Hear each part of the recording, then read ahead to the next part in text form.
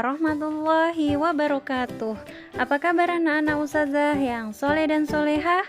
Semoga senantiasa sehat dan dalam lindungan Allah Subhanahu wa Ta'ala. Bertemu lagi dengan Ustazah Ilmi di tema 6, subtema 1, pembelajaran 5 dan 6 tentang energi dan perubahannya. Kita fokus nak ya pembelajaran hari ini bersama-sama dengan membaca basmalah. Bismillahirrahmanirrahim. Tujuan pembelajaran hari ini yang pertama, menemukan informasi penting dari teks percakapan tentang sumber energi. Yang kedua, menjelaskan penting perilaku menghemat energi. Yang ketiga, menuliskan satuan waktu, jam, dan menit.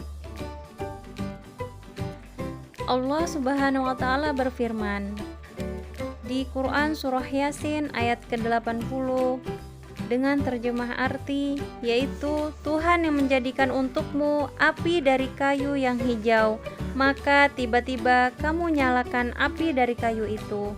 Firman ini dapat kita ambil hikmahnya adalah bahwa kayu merupakan sumber api energi yang dapat kita gunakan seterusnya. Memang kenyataannya kayu bakar merupakan sumber energi selama masa peradaban manusia. Bahkan bahan bakar fosil yang saat ini banyak kita gunakan seperti batu bara, minyak bumi, dan gas bumi berasal dari bahan organik dari tumbuh-tumbuhan dan makhluk hidup lainnya. Kita masuk nak ya. Menemukan informasi dari teks percakapan tentang sumber energi. Bisa dibuka halaman 114, Pupena 3C. Informasi merupakan kumpulan pesan yang menjelaskan tentang suatu hal. Informasi dapat diperoleh melalui berbagai macam bentuk, yaitu tulisan ataupun lisan. Untuk dapat menemukan informasi melalui tulisan diperlukan kecermatan dan dalam membaca teks. Langkah-langkahnya yang pertama, membaca dengan cermat. Yang kedua, mencatat informasi penting serta merangkai dan menyimpulkan informasi tersebut. Kita baca sama-sama ya nak, teks berikut dengan cermat. Adi membantu ibu memasak di dapur. Saat ibu hendak memanaskan penggorengan, tiba-tiba kompor mati. Ternyata gas yang ibu gunakan habis. Adi bertanya, "Bu, mengapa gas di dalam tabung bisa kosong?"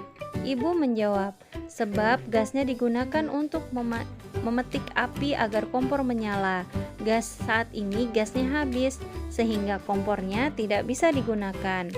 Adi bertanya lagi, "Jadi gas merupakan sumber energi dari kompor ya Bu?"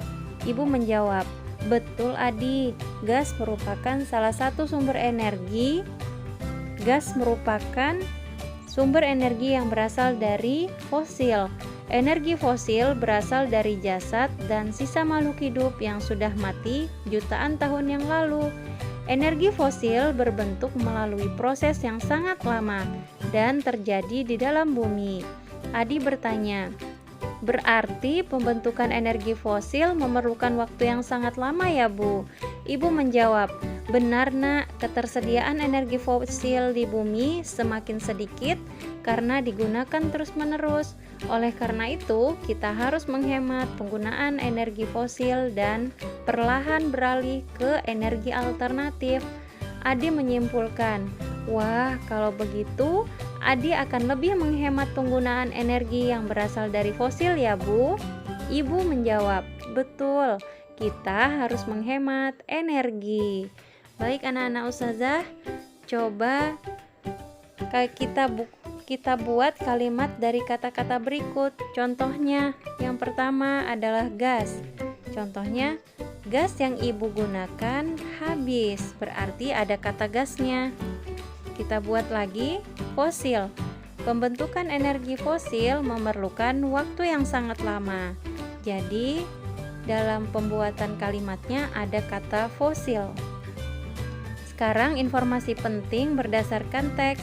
Yang pertama, energi fosil berasal dari jasad dan sisa makhluk hidup yang sudah mati jutaan tahun yang lalu dengan proses yang sangat lama.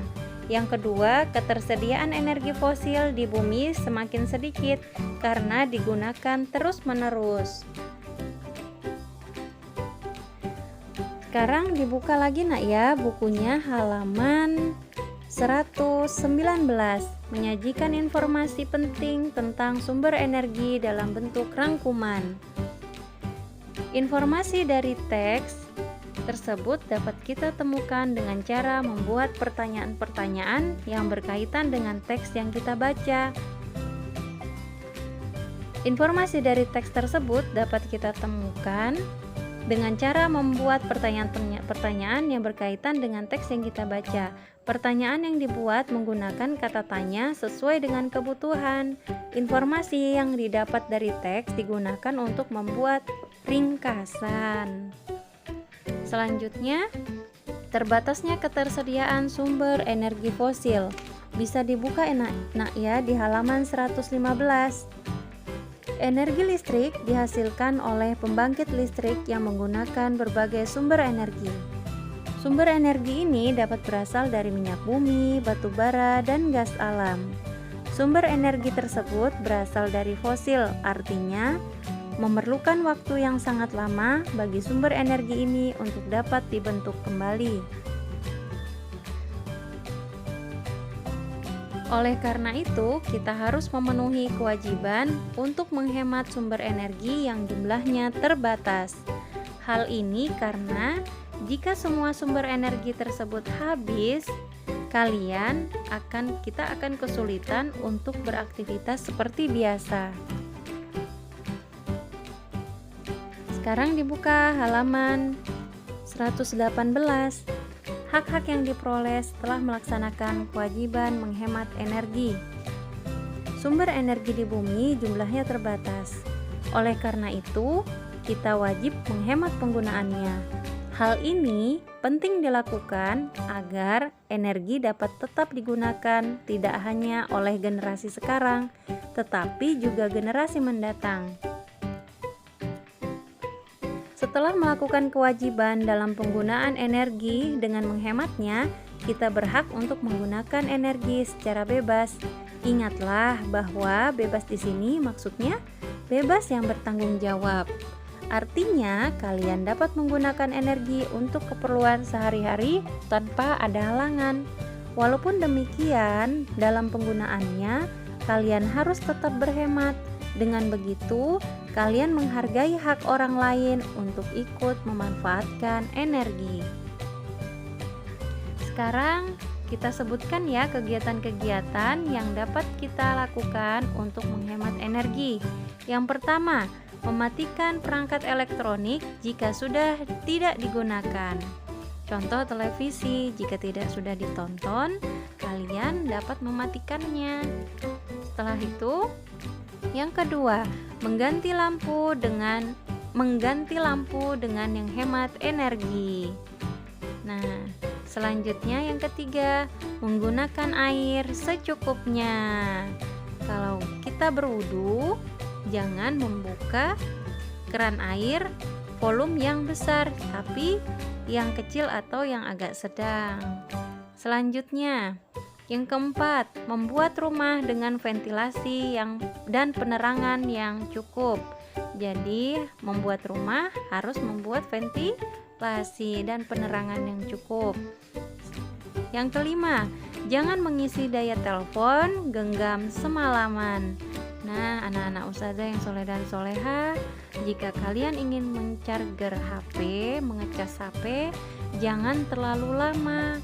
Dan kalian juga harus mencabut chargernya dari listrik karena charger tersebut masih teraliri listrik walaupun kita tidak melihatnya. Jadi yang bijak ya nak dalam menggunakan HP dan mengecas HP. Baik anak-anak ustazah, Selanjutnya kita ke pembelajaran matematika mengenal satuan baku waktu, jam, menit, dan detik. Satuan baku waktu yaitu jam, waktu, dan detik.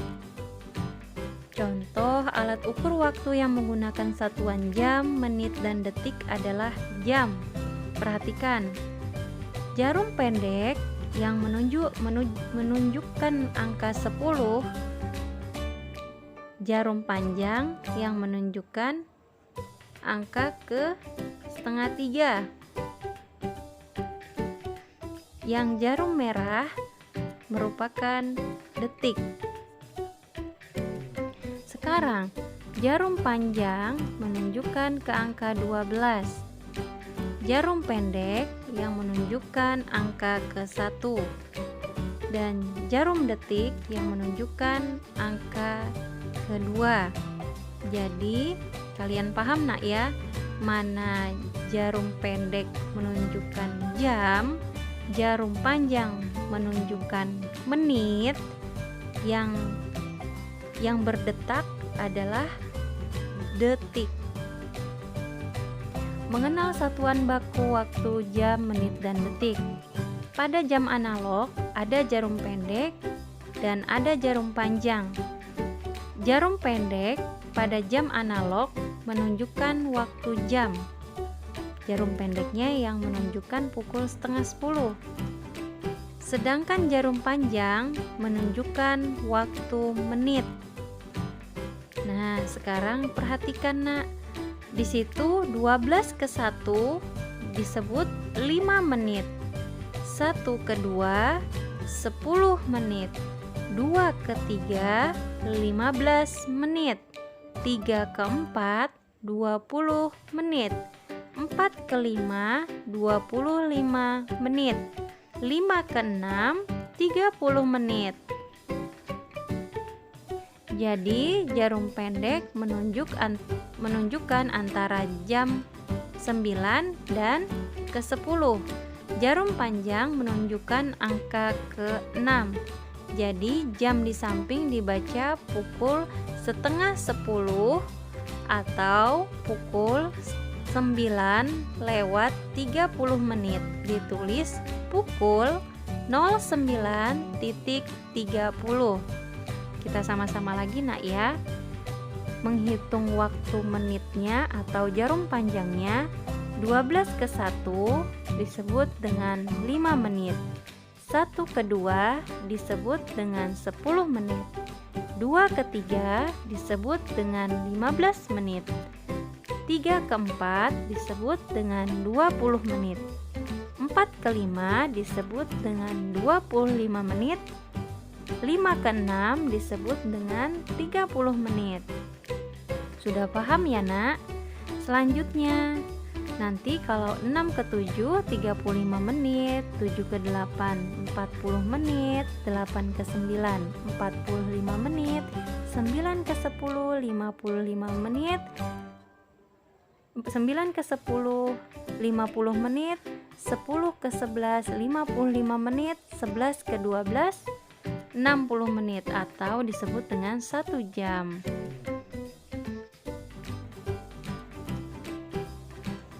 Jadi, hubungan antar satuan waktu, jam, menit, dan detik. 1 jam sama dengan 60 menit. Jadi, bisa dicontohkan. 2 jam berapa menit?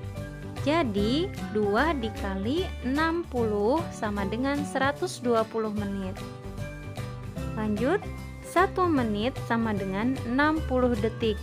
Dalam contoh, 3 menit berapa detik? Jadi 3 dikali 60 detik sama dengan 180 detik. Lanjut, 1 jam 3600 detik. Jadi dalam contoh 2 jam berapa detik? Jadi 2 jam dikali 3600 detik. Hasilnya 7200 detik. Baik anak-anak ustazah, menentukan lama waktu suatu kegiatan dalam satuan jam kalian sudah paham nak ya? Lama waktu suatu kejadian atau kegiatan dapat ditentukan dengan cara menentukan selisih waktu antara waktu kegiatan berakhir dengan waktu kegiatan dimulai. Kalian bisa simak di video ini. Halo, ketemu lagi. Sekarang kita akan belajar bagaimana cara membaca durasi jam. Siap-siap ya. Nah, kalau kalian lihat di sini, udah ada gambar 4 jam analog ya. Sekarang kita lihat yang di sebelah kiri atas dulu ya. Di sini ada 2 jarum yang bisa bantu kita untuk membaca jam. Yang pertama adalah jarum panjang menunjukkan menit dan jarum pendek yang menunjukkan jam. Sekarang di jam ini kalian lihat jarum panjangnya kan menunjukkan ke angka 12 dan jarum pendeknya ke angka 1. Berarti jam ini menunjukkan jam 1. Kita bisa nulisnya kayak gini nih. Jam 01.00 atau sama aja jam 1. Sekarang kita lihat jam yang sebelah kanan yang warna oranye atau merah itu ya. Di sini kita lihat jarum panjangnya menunjukkan angka 12 dan jarum pendeknya mengarah ke angka 3. Berarti jam ini menunjukkan jam 3 tepat atau kita tulisnya jam 03.00. Sekarang kita mau hitung nih, dari jam 1 tepat sampai ke jam 3 tepat, itu berapa lama sih? Nah, caranya adalah kita menghitung berapa kali sih jam itu loncatnya. Sekarang gini, kita mulai dari angka 1 ya. Dari angka 1 ke angka 3, kita lihat loncat berapa kali. 1, 2. Nah, karena tadi dari jam 1 ke jam 3 itu loncatnya 2 kali, berarti dari jam 1 ke jam 3 memiliki durasi selama 2 jam. Gimana? Gampang kan? Sekarang kita lihat lagi yuk jamnya. Sekarang kita lihat jam yang di sebelah kiri bawah, yang warna hijau dan yang warna ungu. Kita lihat di jam yang hijau dulu ya, yang di bawah. Jarum panjangnya kan menunjukkan angka 12. Dan jarum pendeknya nunjukin angka 11. Berarti jam ini menunjukkan jam 11. Kita tulis ya, 11.00. Sekarang kita lihat jam yang warna ungu. Jam yang warna ungu jarum panjangnya di angka 12. Dan jarum yang pendeknya di angka 4. Berarti jam yang warna ungu ini menunjukkan jam 4. Kita tulis ya, jam 4.00. Nah, sekarang kita mau hitung dari jam 11 ke jam 4 itu berapa lama sih? Kita mulai dari angka 11 kan, karena jarum pendeknya yang sebelah kiri mulai dari jam 11. Kita mulai 1 jam, 2 jam, 3 jam, 4 jam, 5 jam. Jadi dari jam 11 sampai jam 4 durasinya adalah selama 5 jam. Nah, kayak gitu tuh cara menghitung durasi waktu. Gampang kan? Baik anak-anak ustazah yang soleh dan soleha, sekarang sudah paham nak ya dalam satuan waktu. Sekarang kita akhiri dengan pembacaan doa kifaratul majelis. Subhanakallahumma wa bihamdika asyhadu an la ilaha illa anta astaghfiruka wa atubu ilaik. Kita akhiri dengan membaca hamdalah alhamdulillahirabbil alamin. Assalamualaikum warahmatullahi wabarakatuh.